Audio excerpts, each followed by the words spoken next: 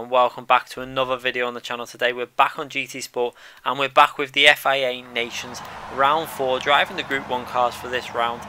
Not a track that I'm particularly amazing on. I don't particularly like this track, so this race was just about getting some solid points, really trying to get some points on the board. Obviously I didn't do round 1, 2 or 3, 1 or 2, so round 3 was my first round in the Nations Cup. Got some really good points there, a track that I'm a little bit more strong at, and a car combination. And it was really interesting to try this one out anyway, because in the Group 1 cars I've normally been restricted to the Porsche, so I decided to go something a bit different for this race because I've never really driven anything else. So I went the Bugatti like a lot of other people. It probably wasn't the best choice. I think the Audi TDI was probably a better choice of car for this track. I did only get a brief little test on that, so didn't end up going, and all I really did in terms of practice for this was about 30 minutes of time trialing just to get myself in terms of hot lapping up to speed. I didn't have a clue how I was going to run the actual race. I didn't know whether the strategy was going to be a no fueling, pit stop strategy, whether there was going to be fuel saving needed. I'd done no practice with it. I've never driven this car before this race, so it was going to be interesting to see how it was. And it's one of the benefits now of using the different view. Obviously I'm now able to drive the cars that I couldn't drive because I was restricted to in terms of visibility, so it's a lot more fun. I get to race some different cars, and obviously didn't expect much for this race. You can see I was starting from P9, which I was reasonably happy with that.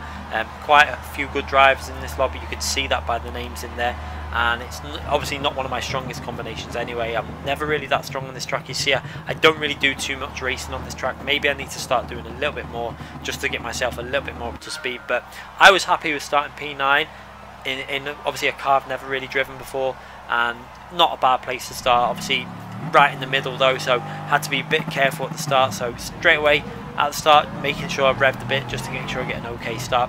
One thing about this car was it was fairly weak in early gears. You will see the difference straight away as we get underway, moving to the TV replay camera, and I actually missed the gear shift here, and you're going to see the car pull out as he gets taken by surprise, and he actually gets in front of me there because of my mistake in missing the gear shift a bit, hit the limiter and lost a bit of time. But then going through first few corners, you can see one car going really wide, and the car that went past me at the start lifted straight away at the start. What happened was a car in front of him must have backed up, then got the power, but then he could have gotten the power but didn't. He just totally lifted on the acceleration point, so I ended up going to the back of him. There's not, when you put your foot down in a Group 1 car, if someone lifts in front of you, the closing distance is so insane, there's nothing you can really do. So he ended up with a penalty, I think there, or I don't know if he had been, it's possible he'd already been given a penalty for something, and he was trying to take it, and the game didn't ghost him in time. That is something that could have happened. I'm not too really sure really.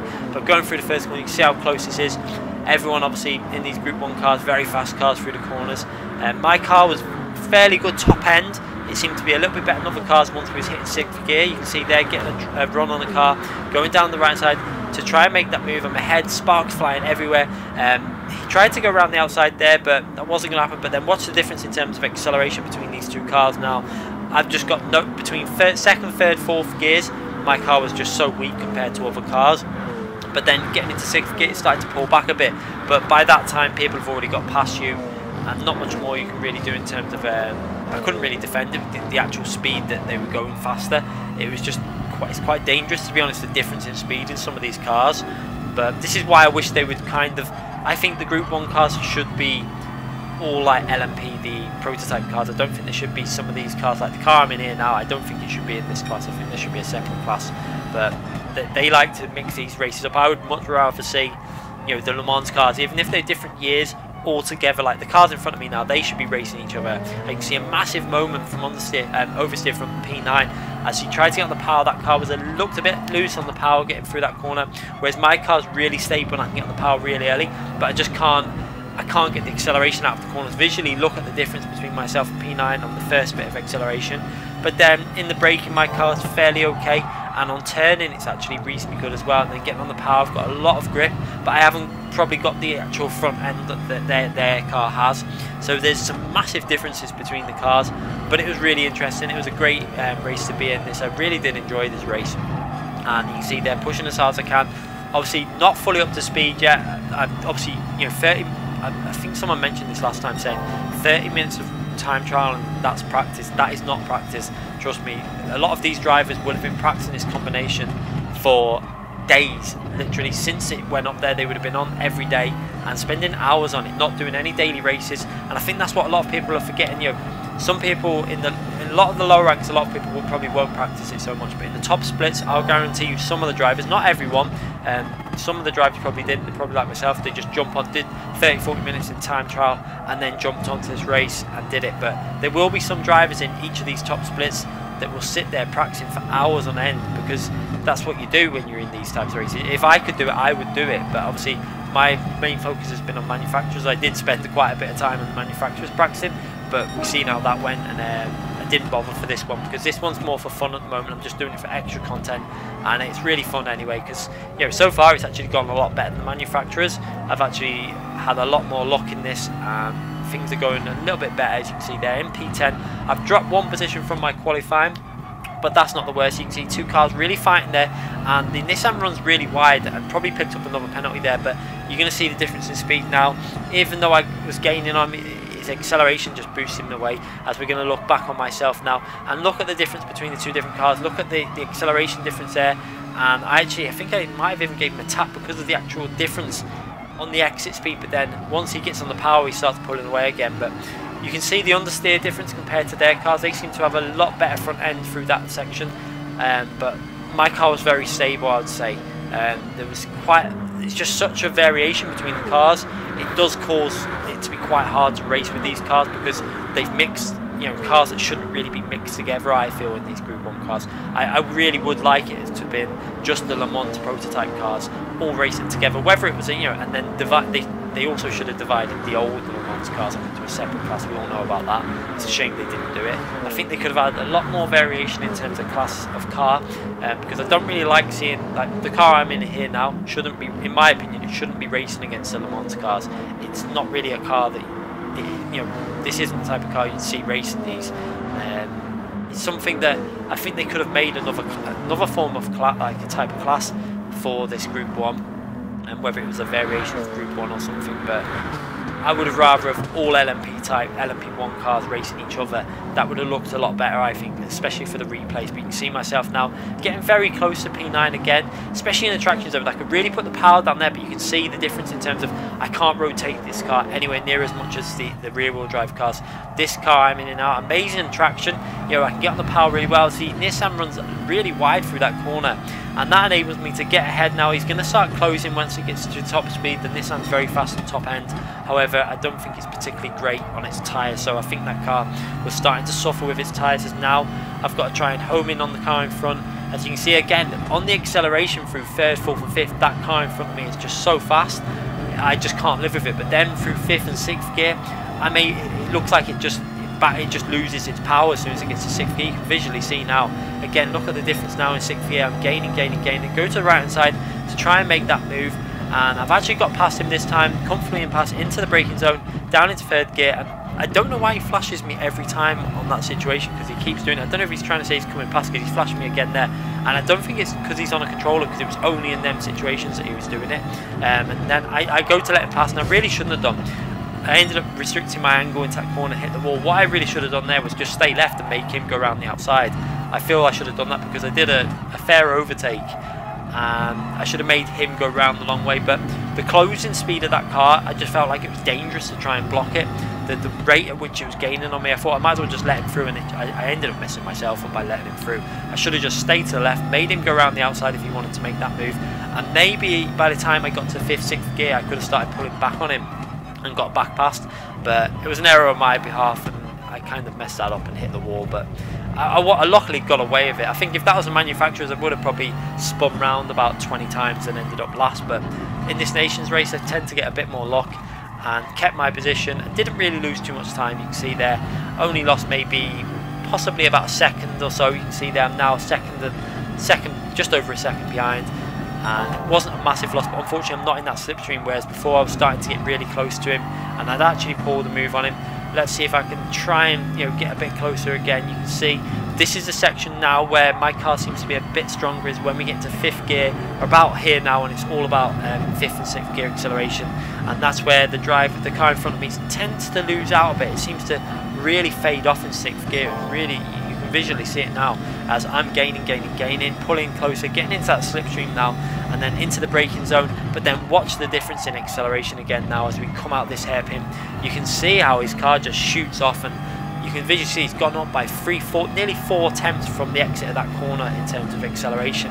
It's insane the rate of that car, the way it accelerates in 3rd, 4th and 5th gear, but then it dives off in 6th gear. It's so strange, and this is where this is where some of the issues can come with Group 1 cars, because there's such variation in the way the cars deliver the power.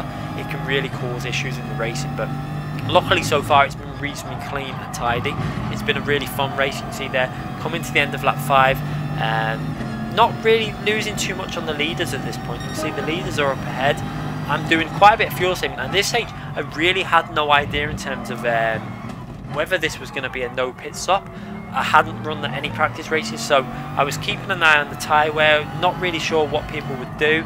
So I was trying to leave my options open. You can see I've still got reasonable amount of fuel left, over 8 laps of fuel, and we've got 9 laps to go. So if I wanted to do it, I knew at this point I could probably make a no-stop strategy work in terms of the fuel by just using fuel, because I haven't used Fuel Mixer 2 really that much recently, or in this race, or really all I've been doing is short shifting it and just trying to save a bit of fuel instead of over revving this car.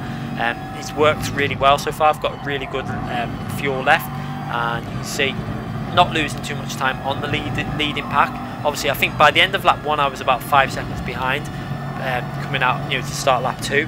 And I've not lost that much time to the leading drivers so far in this race. You can see there, as you look up ahead, you can see there, I'm in P9, and there's, I think, P4 and 5 are just around the corner. You can see there, P6 and 7, and then P4 and 5 just a little bit ahead. So it's really close racing going on in this race, and it's great fun. It shows you, even though there is a big difference in terms of the way the cars are delivering the power, the BOP isn't that bad for this track. It was quite, it was quite a lot of variation. It wasn't a case of everyone using one car. It looked like a lot of people using different cars for different reasons. I went, because I hadn't practiced too much, I went for a car with a lot of stability. I've seen some other people using it. I tried this out, it had stability. I did try the Porsche out very quickly. I think I did 1 or 2 laps of it, and like just before the race started, decided that the stability was going to be safer, better for myself. For the Porsche to work for myself, I would have probably required like another half an hour of practice, and I just didn't have that time to do it. So I stuck with the safe option, and you can visually see, look at the difference between during the corners, how I have to really be patient before throwing it into the corner because of the understeer in this car compared to some of the other cars. But so far, I'm driving it well. You can see how close everyone is up ahead there. It's quite a big train developing. It's not that, there's not much of a field spread at the moment. It's really close racing, and I actually seen there the driver in front was actually still flashing his lights, so it's possible it may have been an issue with the control pad there actually, because if you have a little look on the replay, it seems to be flashing them every now and then. I think they need to sort that out, because it can really distract the driver in front when you've got, especially now that I use the view where you got the mirror, when you see someone flashing all the time, it really does get quite distracting. Whether they can fix that somehow, I'm not too sure. Whether you can change the buttons somehow, I really don't know if you can do that. And again, you can see it popping on there. So he must be on a control pad, the driver in front of me. So we're now starting to get a little bit closer to the pit stop phase. I really didn't know what to do, because I think if I would have known that this was 100% going to be a pit stop race, I could have probably have pitted on lap 7 instead of lap 8. Obviously the split between laps you normally go longer on the first stint, but I think it would have given me an advantage in terms of the outlap and the fuel that I'd saved so far. But I really had no idea, and I didn't want to pit on lap 7 and then find out that everyone else was not pitting and there was an advantage in it. So this was probably one of the things of a little bit of a disadvantage from not doing any practice runs and not really knowing what the difference between the two was. And normally what you would do is, if there was a close difference between them, if there was a possibility of not fueling, you'd do 2 runs and compare the test runs without any traffic, just to see if there was a chance of doing it. And then obviously with traffic you can kind of make your mind up when you're racing, to see what strategy might work. But on this race, you see there, we're now on lap 8.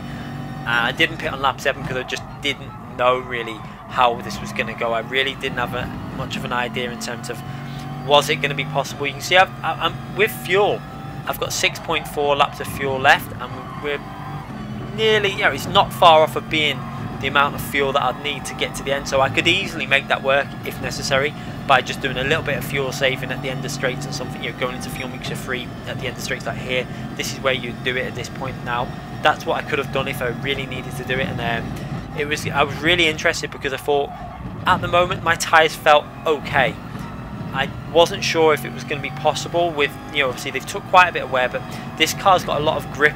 It would probably just get a lot of understeer, so I didn't know how much actual lap time that was going to lose me. As you can see there, still around about just over a second behind the driver in front of us. I run really wide through that corner on the end of lap 8 now. And let's have a little look and see if everyone pits now. You can see I seen straight away then the drivers are starting to pit, and I thought, you know what, I'm gonna have to pit then. And I could see straight away that my fuel was better than what a lot of people, you can see going in on 35 and 39, I'm on 42%, so I'd done really good fuel saving up to this stage by short shifting every now and then, and I knew that I was going to gain quite a bit on the pit stop now. It's a shame that I hit that warn at that instant, because I would have gained a little bit more. Maybe if I would have pitted on lap 7, you see now, look how close everyone's come out of the pits, and this was just chaos. You could see there was a little bit of contact between myself and the red car there, as I obviously, there was just nowhere to go basically, so I just backed out a little bit, but then he lost control on the exit. So again here, I backed out and let him go around the outside and lifted, let him go around the outside, and then tucked back in because I did give him a bit of contact, so I wanted to let him back through. And it was not really much I could do though in the situation, because there was cars everywhere and it was a little bit of contact, and again no penalties, which was nice to see. You know, let the drive, you know, it's fair enough in races like this where a lot of drivers will let it sort out. You know, some people won't do that though in the lowest bits. My guess is a lot of people would just drive on. I decided to let him back through. As you can see there now, the driver in front of me is all over the other Bugatti in front of him, and I think this driver in the Bugatti hadn't pitted at this stage, whether he was trying to do the no stop strategy, and he's all over him, and I'm all over the red car in front of me now.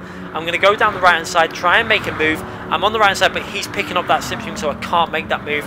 Had to back out of that move, braked early and just tried to pick up some form of slipstream now, but he's just going to fly past that Bugatti now on the acceleration zone. You can see there, right round the outside, and that's what I'm talking about, the difference in terms of speed. But I needed to now get past that Bugatti as fast as possible, because if he gets out my slipstream, that's really going to lose, you know, that initial acceleration that I lose. If when I was in the slipstream, it was helping me out a lot. So trying to get past, go up the inside, managed to get my front end down the inside, and now I've just got to chuck it in there and make that move. Managed to get that move done, and luckily not just lost a massive amount of time, but you can see I've lost that slipstream, which is really frustrating. And you can see the driver behind me hasn't managed to get past him, which has also helped me out, because that's given me a bit of a cushion now behind, that he's not really going to be too close to my rear and picking up that slipstream. But you can visually see I'm so close to losing that slipstream. I tried to get on the power so early to pick it back up and went a little bit wide, but fortunately didn't lose too much time.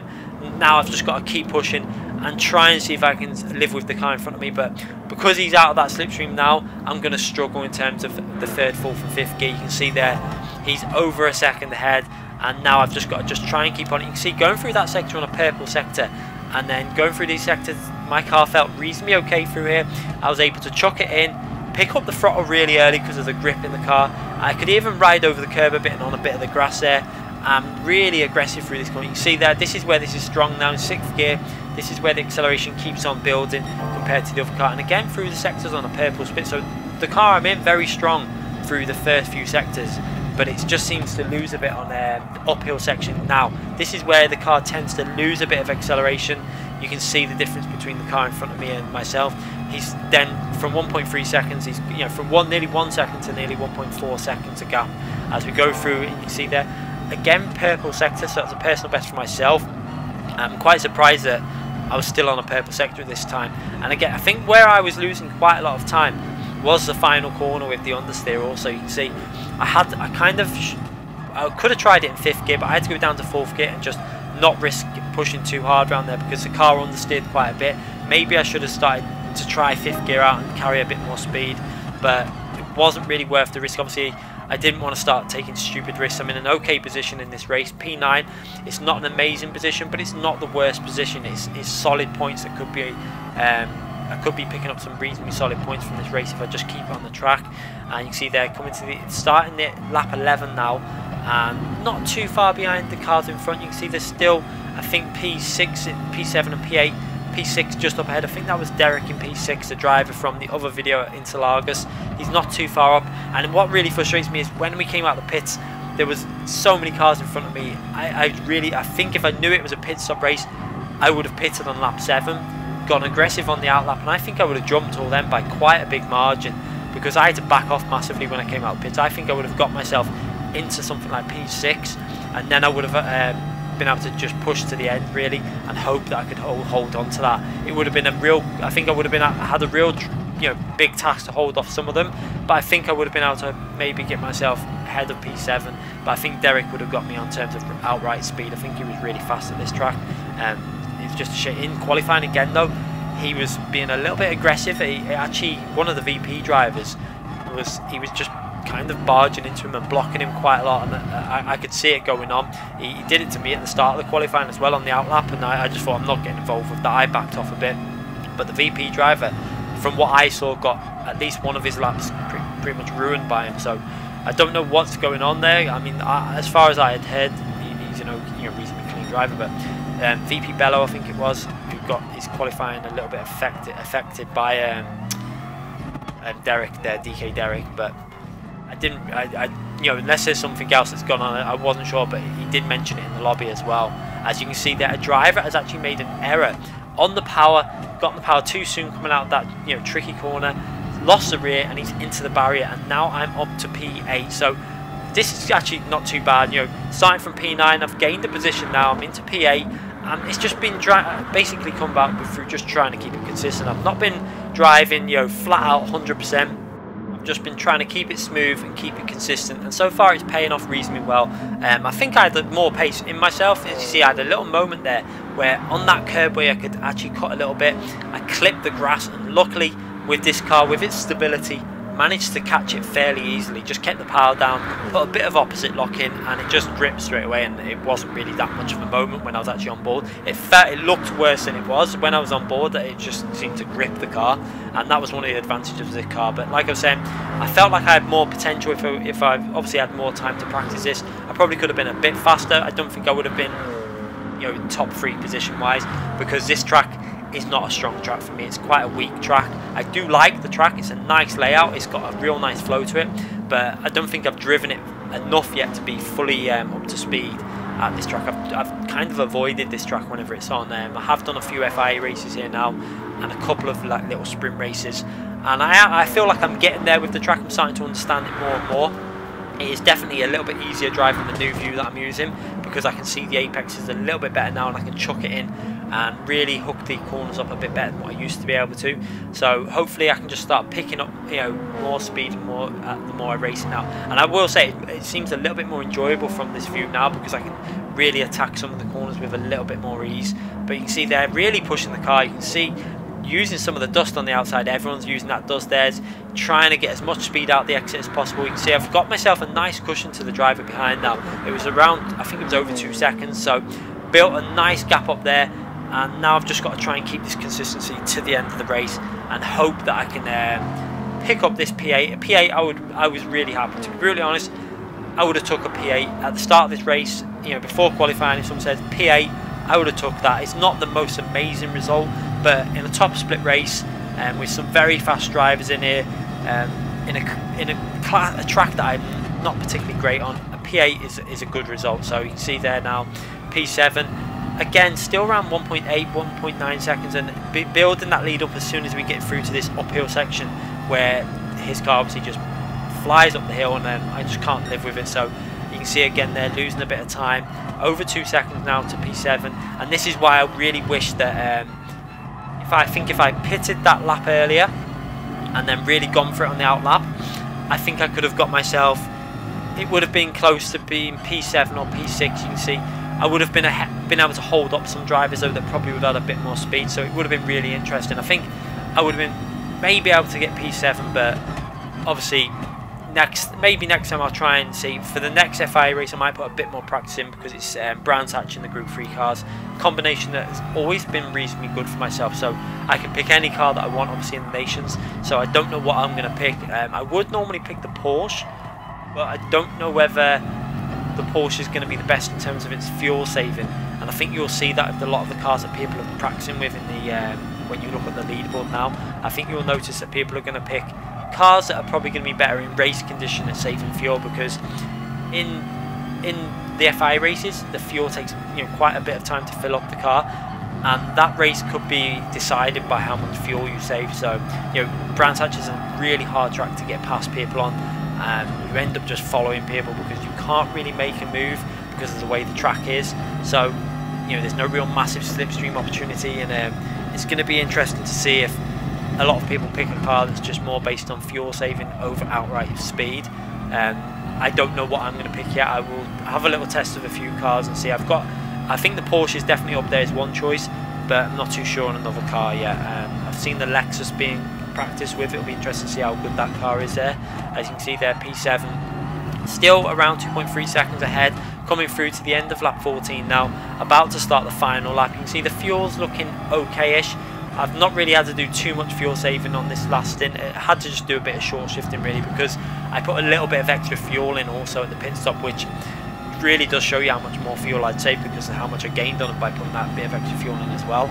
It's getting through to the braking zone. Final lap now, just over 2 seconds behind, and now I just had to settle for this. I could see there was no way I was going to pick up P7 because he's too far away. I've got a comfortable gap to P9, so I just wanted to keep it smooth, get to the end of the race and take these solid points in the championship, because I missed out the first 2 rounds. So if I could just get to the end of this race, pick up an okay amount of points, as long as I'm picking up some okay points, it's your top 4 rounds, so it's just a nice little something to fall back on if you've got an okay round.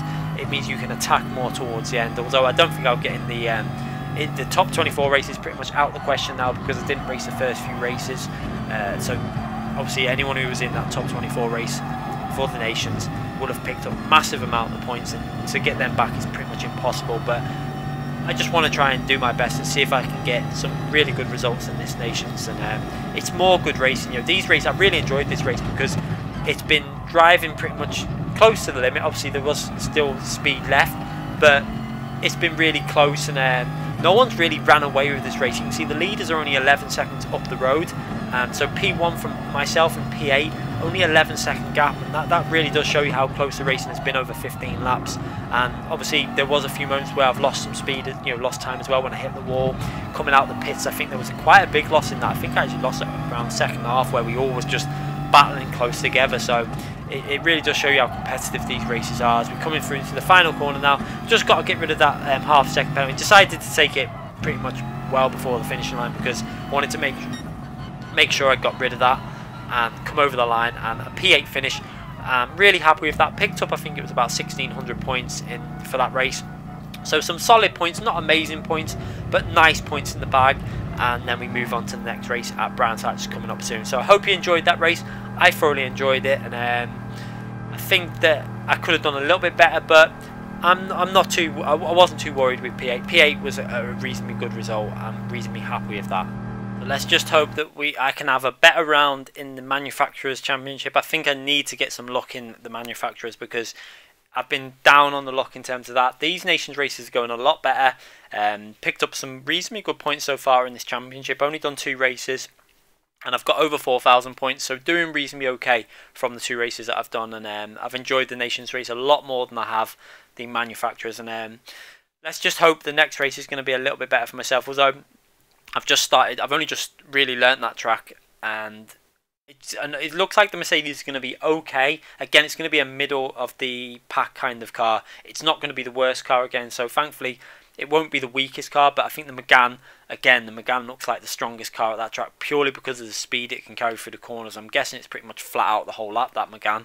But I'll do the best I can in the Mercedes for the Manufacturers race, and I'm looking forward to the Brands Hatch race as well in the Nations. So make sure you check them out on the channel. Hopefully they'll be uploaded either Thursday or Friday, depending on which one I upload first. Anyway, thanks again for watching this video. Make sure you subscribe to the channel if you haven't already subscribed. Click that notification button so you don't miss any future videos. I do upload every single day. So thanks again, and I'll be back very soon.